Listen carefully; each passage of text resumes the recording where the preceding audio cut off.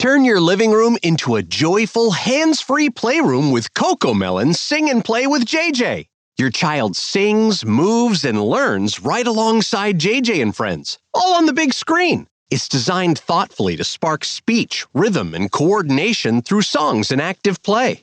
Try an ad-free, safe, and interactive way to make screen time part of their learning and growth. Parents love how easy it is, voice-controlled and frustration-free. Kids love every moment of singing, laughing, and playing along. It's fun for them, and it's feel-good for you.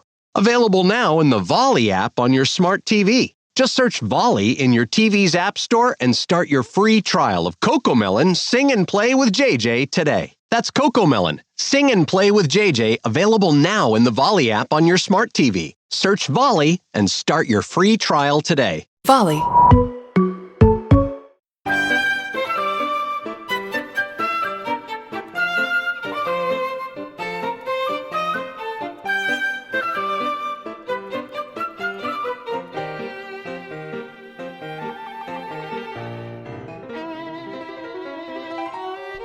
Welcome to Homeschooling Outside the Box, the podcast that encourages and equips moms to homeschool an outside-the-box child.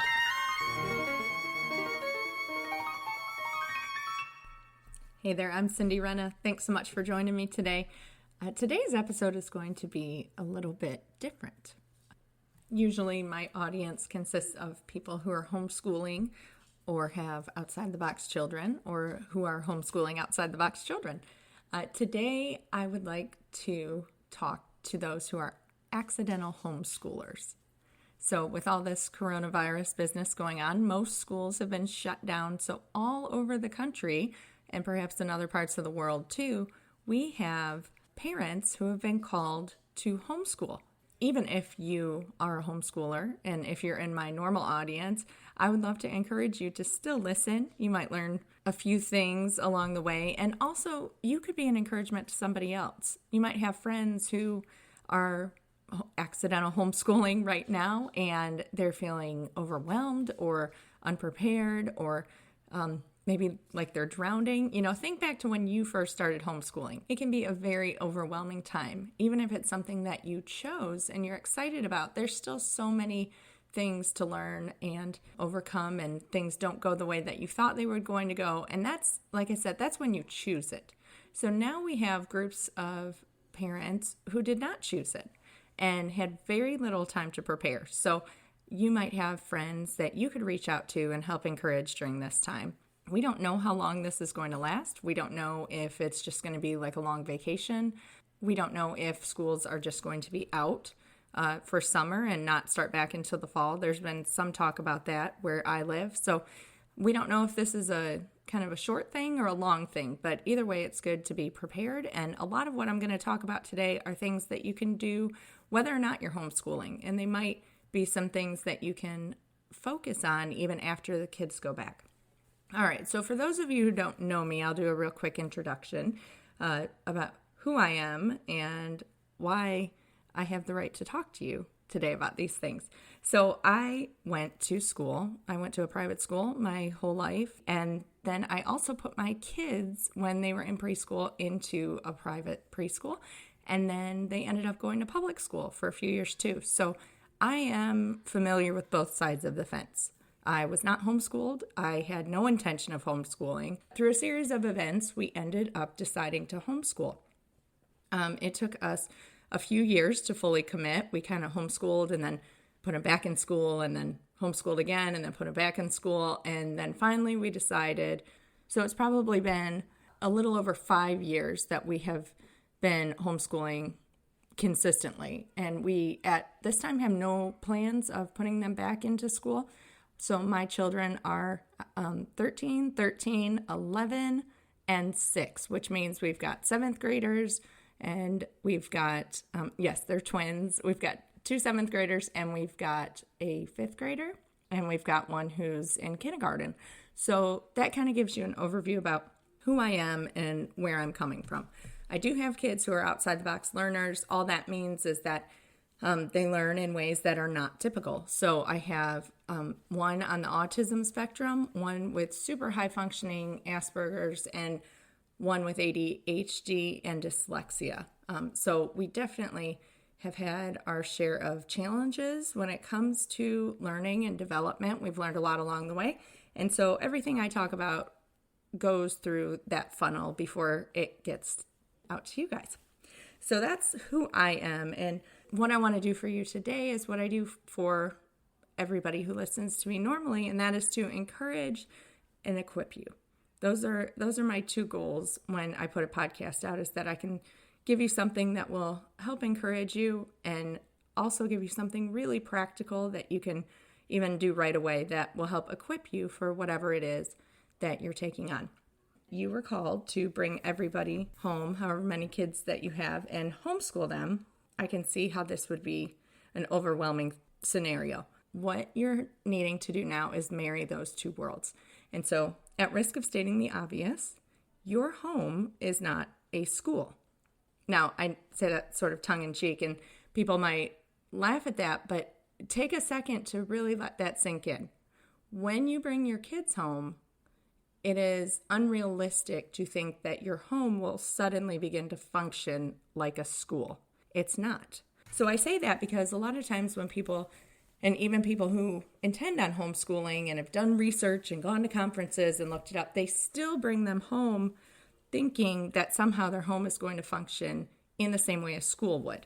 And that, textbooks and schedules to the minute and worksheets and those kind of things are all going to have a place in the home because that's what works in school. But it's really not. It's taking on a totally different perspective. So last week, when all of this news hit about the schools closing, I saw lots and lots of schedules floating around Facebook and Instagram, and some of them might have been very helpful. There were definitely some good elements, but a lot of the schedules I saw tended to be a little over ambitious and pretty rigid. They had, times tables from 8 to 8:45. We're going to do exactly this. From this time to this time, we're going to do this. There were long time periods for doing work and not a lot of break periods. And so who knows? Maybe you had one of those schedules last week, and maybe by now you're realizing that you need to throw that out the window because last week didn't go so great. Or maybe you had one that is working, and that's awesome. I'm glad that you have found something that's working for you. But if you are looking for a new way, I'm hoping to give you some ideas today on how you can make that happen.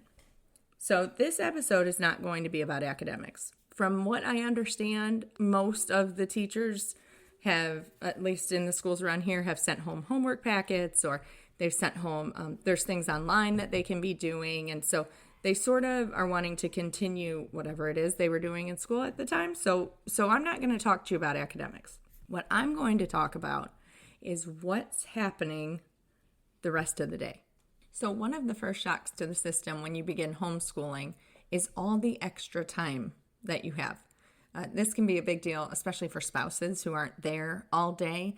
And I remember when we started, my husband said, well, what do you mean it only took you guys 2.5 hours and you were done for the day? What are they doing in school for the other 4.5 hours? And I said, yeah, exactly. That's the point. What are they doing? Well, a lot of times what they're doing is walking in line somewhere or raising their hands and answering multiple questions, and they're taking bathroom breaks, and the teacher's waiting on everybody to finish an assignment. So all of those things that are happening in a classroom setting disappear when they come home. We call it cutting the fat off the day. So I don't need to wait for 20 children to finish something before I move on because I only have 4. And really, depending on what we're working on, maybe 1 or 2 of them are the only ones doing that activity. So it speeds up the time significantly. So if you have children who are, I would say, preschool through elementary school, it might only take you 1.5 hours to 2 hours to work with them. Even in middle school, I might say 2.5, maybe 3, depending on what you're counting as school and what it is that they're doing. And then even high school, I would say maybe 4.5 hours. So when you homeschool, you don't assign homework. There's not things, even when they write a paper, that can be something that they just sort of sit down and do. They don't have to look back over the information and get familiar with it all over. That is something they can just sit down and do right then and there. And so that takes a lot of time off of that.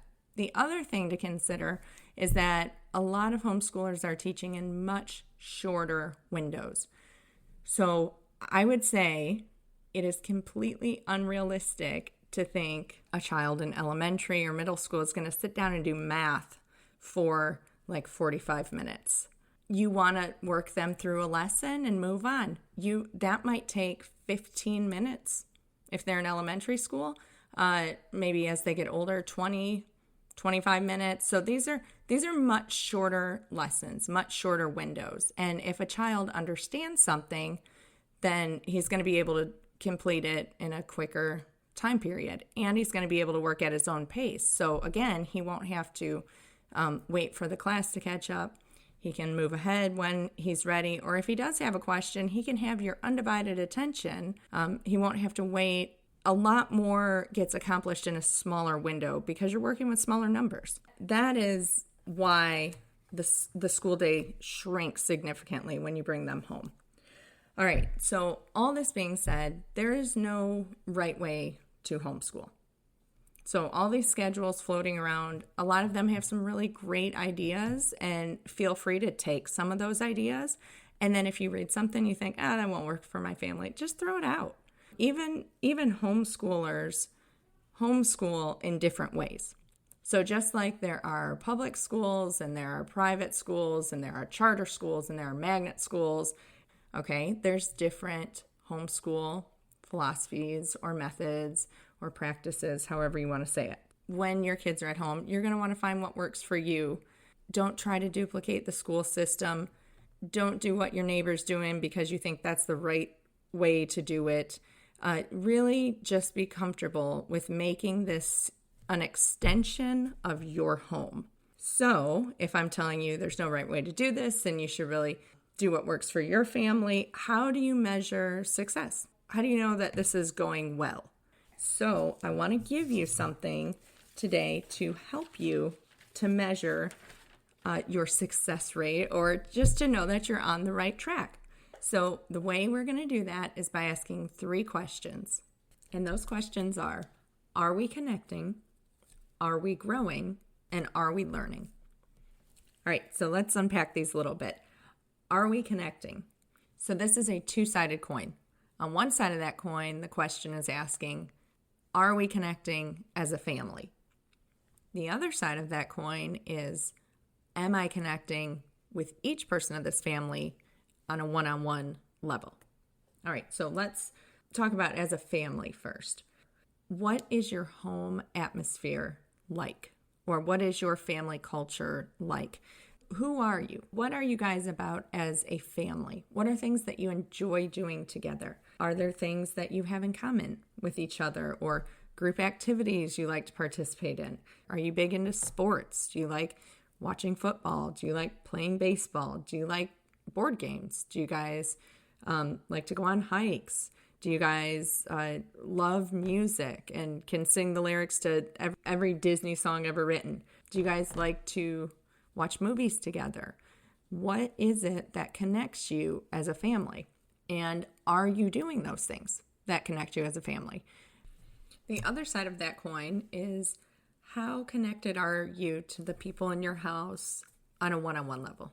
So that even relates to you and your spouse. That can relate to you and your relationship with God. But think about each one of your children. Do you know your kids? Do you know what their fears are? Do you know what they love? Do you know what they hate? If they're older, do you know what interests they're pursuing that might turn into a career one day? Have you earned the privilege of knowing their hearts?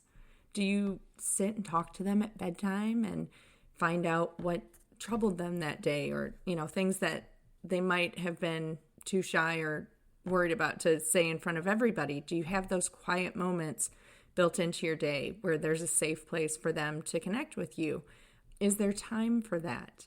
Have you made that a practice in your house where your days are slow enough that there is time that you notice the furrowed brow, or you notice the eye roll, and you stop and you find out what's on their heart, and you find out what they're thinking, and you connect with them in a way that they appreciate. You pursue some of their interests. So these are some of the things that you can consider. And so when it comes to connecting, it's really just by spending time together and doing things that you guys both enjoy. And so we talked about some of that with as a family, things to do as a family, but find out something that each person in your house really enjoys and find a way to connect with them in that way. Maybe for one of them, it's taking walks. Maybe you could do a book club with one of your kids, and just you two are reading that book together. And then, when you're done with the book, you guys go out for coffee and talk about it, or you go out for ice cream or whatever it is. You could do a sewing project together or a woodworking project. You could garden. You could do a puzzle. You could ride bikes together. There's lots of different things that you can do. And really, it's just sharing an activity together is what is going to help make those connections really natural and happen on a regular basis. All this extra time that you have that is outside of doing academics, and with us not having any structured activities, and ballet's canceled and Scouts is canceled and there's no sports and all that, now there's time where you could really make it a point to connect with each person in your house every single day. That could be your new goal. Even taking 5 or 10 minutes every day to intentionally connect with each person is going to put such a great deposit into their emotional bank account. The way we develop relationships is by spending time with each other and getting to know each other. And so that's the question you're asking when you're asking, are we connecting? How are the relationships in your home? And don't settle for stereotypes like, teenagers just roll their eyes and they just want to be with their friends and they want to do their own thing. No, take this opportunity to reconnect. If you have children who have sort of disconnected, pursue their interests, get to know them better, hang out with them, do what they like, and make it a point to nurture that relationship. And then the opposite end of the spectrum, of course, is the little ones who all they want is to spend time together. Maybe you could help nurture some of the sibling relationships. For those who have kids coming home from school, if you have siblings who are a few grades apart, they're not spending much time with each other during the day. So now could be a really great time for them to pursue certain interests together. And if it's awkward and it's annoying and nobody knows how to do it naturally, set things up. You play matchmaker. So I'll give you an example. For us, I've got 4 kids. And in order for us to make school happen and for me to have one-on-one time with each kid, while I'm working with somebody else is hanging out with their little sister because she's only 6 and she needs a lot more supervision. This has been such a great thing, not just for me and the child I'm working with, but it's been really great for sibling relationships. So what I did is kind of played matchmaker, and I thought, okay, well, this one really loves to read. So when it's his time with Gracie, they can read a book together. And then this one likes to be in charge and he likes to be the leader. So when it's his time with Gracie, he can do a little bit of her schoolwork, a little bit of her handwriting or letters or something like that with her, so he can feel like he's in the authority role.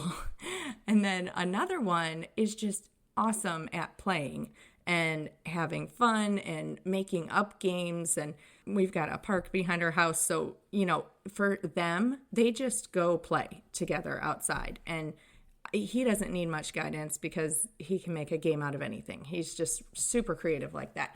But it's really helped to give them, the other 2 who aren't as creative with her and aren't as connected with her, it gave them something tangible to do. And then they accidentally worked on their relationship with her. That was sort of the trade-off, is that they ended up becoming closer. The other part of that is your faith and your relationship with God and your kids' relationships. So a lot of homeschool is discipleship. And so, find out where they're at spiritually. What questions do they have? Are you guys, doing a Bible study together as a family? Do you guys pray together regularly? Are there things that you could add in that department to help you grow and help discipleship be kind of a more natural, organic part of your family culture? Okay, the second question, are we growing? So what I mean is, are we growing in character?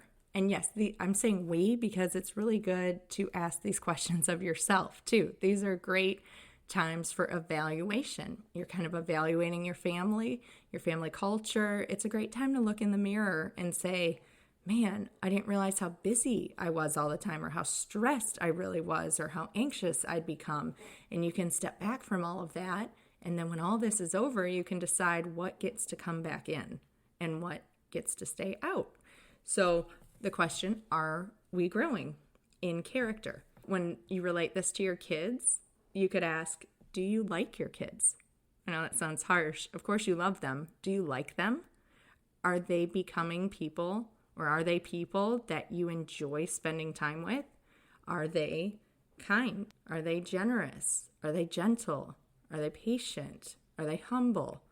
And nobody's perfect, and certainly kids are even more in the training process. But in general, what kind of people are they becoming?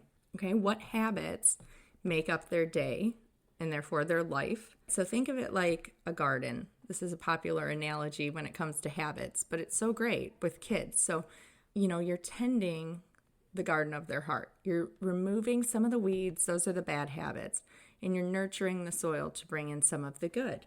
So what areas are there room for improvement? This is a great time when everybody's home together to work on being a little less selfish, a little more considering others first, helping, being kind. All these things are things that you're going to be able to practice when you're all hanging out together and you've got more time. There's going to be habits that maybe you didn't notice before were an issue. And now that the kids are home for a lot longer periods, you realize, wow, he really dawdles a lot, or she could really work on being more patient, And so these are things you might want to pick a habit to work on as a family during this time and just say, have a little meeting and, okay, guys, we are all going to work on being gentler with each other. We're really kind of harsh. We snap at each other. Let's work on being more patient and more kind with our words and take something on as a family that you can all grow in that area together and cheer each other on. All right, and then the third question is, are we learning? For you want to ask, do you feed your kids? But I'm not talking about food. I'm talking about living ideas. Okay, so what is going in to your children's hearts, to their minds? What are they watching? What are they doing with their time? What are they listening to? What is taking root in their hearts? And do you like it? Is it good? Or does some of it need to go? If you're like me, probably all of us would say there's definitely stuff that could go, and we could do a better job at feeding them with living ideas. Okay, so what kind of stuff goes in? So I promised I wasn't going to talk about academics. I want you to separate this from academics, because I'm not just talking about, the 3 R's, the reading, writing, arithmetic. This goes beyond school. This is about education of a whole person, okay? And that covers lots of territory. What kind of books are they reading? This would be a great time to read some really awesome books together. And like I said, you could do this as a family. You could do a family read aloud every day. You could do a book club with your older kids and then pick some books to read to the little ones. If you are looking for book suggestions, there's certainly lots of great resources out there, but I'm going to go ahead and give you one of my suggestions for each age group of kids. That would be a really good one to read together. So if you've got pre-Kers, there is a series, and I'm going to link to all of these in the show notes too if you want to see them. but there's a series called Baby Lit Storybooks, and they do spin-offs of classics. So they do titles like Pride and Prejudice and Moby Dick and The Jungle Book and The Secret Garden and Little Women, and lots of different stories that my 6-year-old has so enjoyed. And it gives them the framework for this classic, so they're at least familiar with the story. It's on a level that they can understand and enjoy. And then when they get older, it'll feel like reconnecting with an old friend. They'll already be interested in that story. If you're looking to do a chapter book, because those storybooks are really great for just single readings. You just sit down, you read it front to back cover. But if you want to start a chapter book with your preschooler, and I consider that all the way up to age 6. It's really before they're doing formal lessons, before real school begins. So even, 3, 4, 5, 6-year-old, they can do chapter books and novels in short chunks and still really enjoy it. So if that seems totally unrealistic for you and your child, you might be surprised. Go ahead, try it. If it doesn't work out, read something else. That's fine, but it might work out. So all of my children, when they turned 5, we read together The Complete Tales of Winnie the Pooh. That has been one of our absolute favorite family memories. To this day, the boys will still listen to the audiobook if they have trouble falling asleep. So that has been one of the sweetest memories of our family. So if you've got a pre-K-er, this would be a great time to read The Complete Tales of Winnie the Pooh. All right, if you've got children in the 1st through 3rd grade range, I would go with either Peter Pan by J.M. Barrie or Alice's Adventures in Wonderland by Lewis Carroll. Oh, and the Winnie the Pooh books were written by A.A. Milne. If you've got 4th through 6th, I would go with The Tale of Despereaux by Kate DiCamillo or The Lion, the Witch, and the Wardrobe by C.S. Lewis. There's so many good books at this age range. I'm looking at my list here, and I'm going to link to all this in the show notes. So you can get access to the full list if you're looking for book suggestions. Another really great one for this age group is Anne of Green Gables or Rascal by Sterling North. Those are both really excellent books. And then the 7th through 9th grade crowd might enjoy Little Women by Louisa May Alcott, and then you could always watch the new movie together because it's out on Amazon Prime now. And if you're looking for more of a boyish book, although I would argue that Little Women is still good for boys to read, you could always start the Lord of the Rings series or do the Merry Adventures of Robin Hood. That's by Howard Pyle. So those are some suggestions for 7th through 9th. And then for the bigger kids, 10th through 12th grade, it's never a bad time to read Jane Austen, so you could always start with Emma or Pride and Prejudice. Another good one would be To Kill a Mockingbird by Harper Lee. So those are some more mature ones, of course. If you do have an older child and you're looking for something more spiritually focused, Mere Christianity by C.S. Lewis is an excellent book. At that age, they probably have a lot of the questions that get answered in Mere Christianity. So those are some suggestions on what specifically to read. All right, but let's not stop just at books because, like I said, when you're thinking about education, you're thinking about the whole person. So there's so much beyond just your basics of reading and writing and math. And so you want to look at this as an opportunity to kind of expand what education means for your child and give them an opportunity to pursue some other subjects that they might not have the opportunity to touch on as much, as frequently, or as deeply in a school setting. So some of the other things that we study in our homeschool are composer study, and that's exactly what it sounds like. We just pick a composer. Right now it's Mozart. We read a very short biography about him, and then we listen to his music. Another great thing to study is different artists. So it's the same thing as composer study, but you're studying different artists. So you could pick Leonardo da Vinci or Michelangelo, or Van Gogh would be a great one, or Degas. There's so many to pick from, and you really just need, I know you can't go to a library and check out a book right now, But I'm sure you could access a lot of stuff online, and it's the same idea. You just read a little bit about them, about their life, and you just admire some of their pictures. Another subject that you could pursue would be hymn study. So you could pick a couple of hymns that you want to learn together as a group or as a family and learn the words. Listen to your favorite version on YouTube. A lot of these hymns have been updated and done beautifully. Chris Rice is one that I really, really love.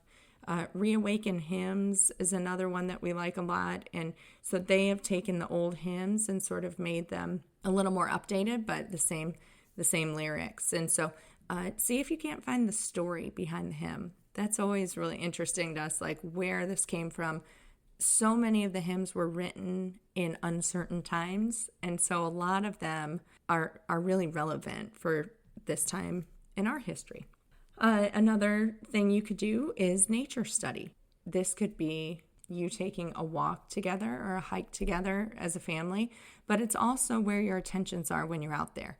It's, you're leaving room and time to stop and observe, or maybe you have something in mind before you go out, like, okay, we're going to try to spot 6 different birds, and we're going to take this little nature handbook or this little bird guide, or maybe you have an app. The Audubon app is really great. That's a great one to have, and you're going to, see if you can spot 6 different birds and then identify them. Then you can, even take a notebook, and maybe the kids can sketch the bird in the notebook and label what it is, and tell some things about it. Like, we saw a robin digging a worm up or whatever it is. And then they get kind of connected with nature in that way. Another thing you can do is poetry. Poetry is such an easy and delightful thing to do together as a family.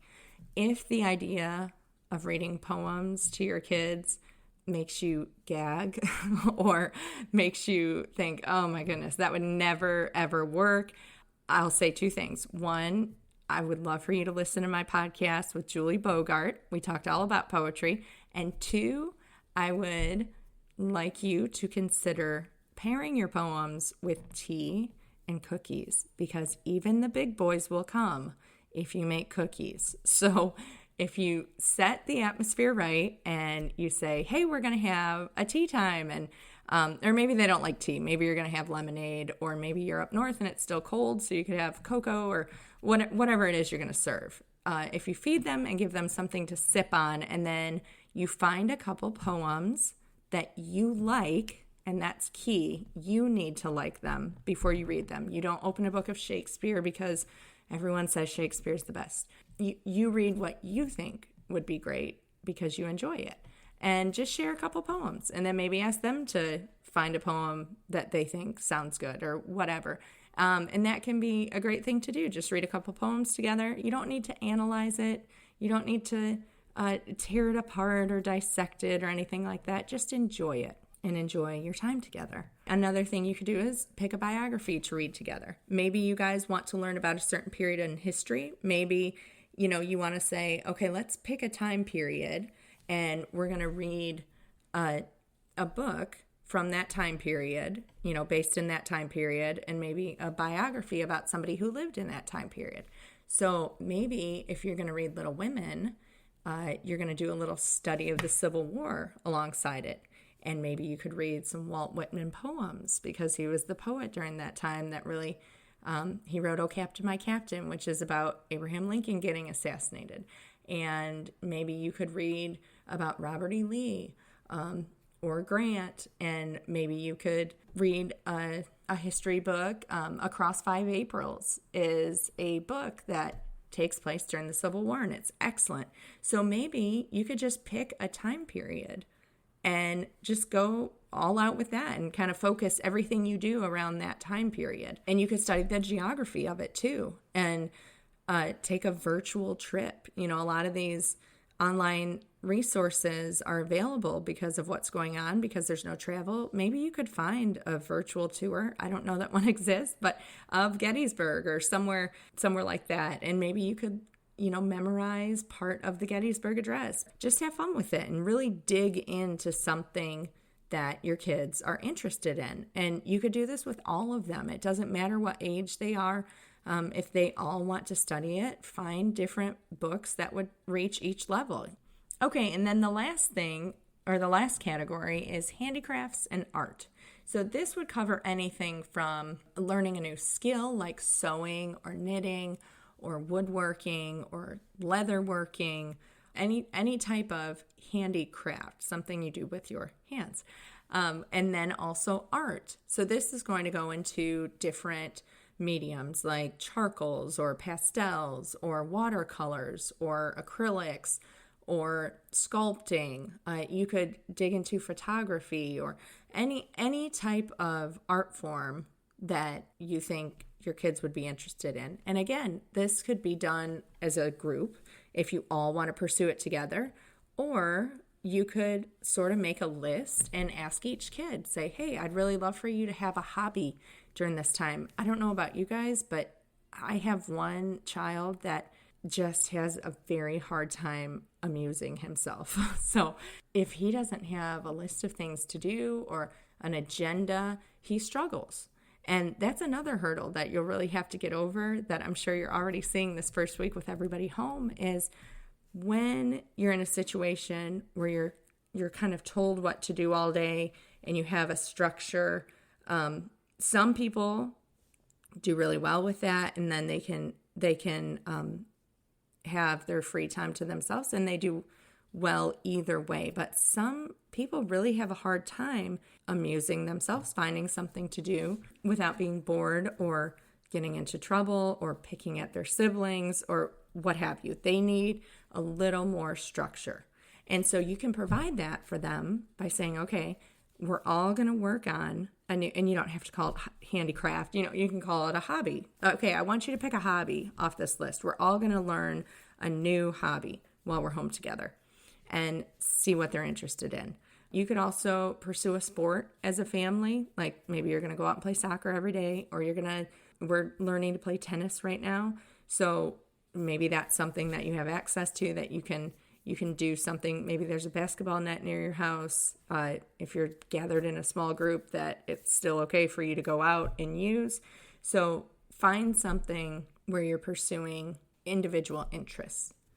So that kind of gives you an overview of the different subjects that you can cover. Shakespeare is another one. Why not choose a play to read together, whether you read it in story form or listen to the audio version of the play and then watch a video version together. And you guys could spend a little time on Shakespeare, and that would be a fun thing to do too. So those are some ideas about different subjects that you could pursue that are outside of kind of the normal school subjects, and that might give a little vibrancy and life and variation to your days together. There's a quote, I'm going to loosely quote this because I don't have it in front of me, by a woman named Charlotte Mason, who heavily influenced the way we homeschool. And essentially she says, at the end of a child's education, it is not how much he knows, it is how much he cares. So watch your kids over these next few weeks. How much does he care? And what does he care about? And what can you do to sort of entice him to care a little bit more? And the last thing I'm going to say to you accidental homeschoolers today is to stay strong and keep an open mind. You didn't ask for this. You weren't prepared for this. But God will equip those he calls, and you've been called for this time to educate your child at home. And during these few weeks of survival, who knows, you might just realize, hey, we love this. And this could be not something you do just to get by, but the beginning of a new chapter. Thanks so much for listening to Homeschooling Outside the Box. If you are loving the show, please head over to iTunes and leave a review.